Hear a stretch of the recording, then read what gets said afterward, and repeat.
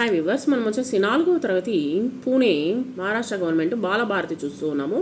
పొడుపు కథలు.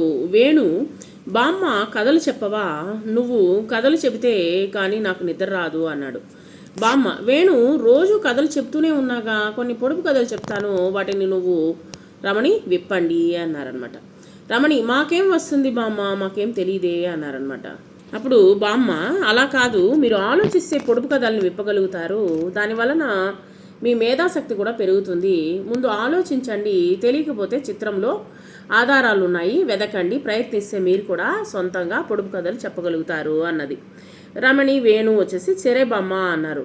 బామ్మ, సిద్ధమేనా, వినండి. ఉదయం తరుగుతూ పోతుంది, సాయంత్రం పెరుగుతూ పోతుంది, హఠాత్తుగా మాయమైపోతుంది, ఏమిటది అని అన్నారన్నమాట. వేణు, ఏంటబ్బా అది, తెలిసింది కదూ అంటూ అన్నారనమాట. దాన్ని తెలుసుకొని మీరు రాయండి.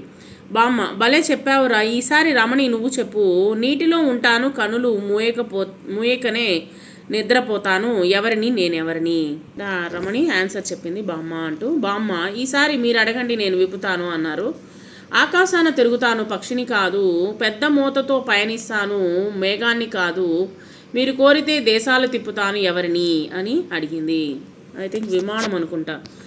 రమణి, బామ్మ ఈసారి నేను అడుగుతాను. ఎర్రగా ఉంటాను, వీధి చివర ఉంటాను, ఎప్పుడూ నోరు తెరుచుకునే ఉంటాను, ఎవరిని నేను ఎవరిని అని అడుగుతున్నారు. సో అది తెలియదు, అది బ్రాకెట్లో రాయండి తెలిస్తే.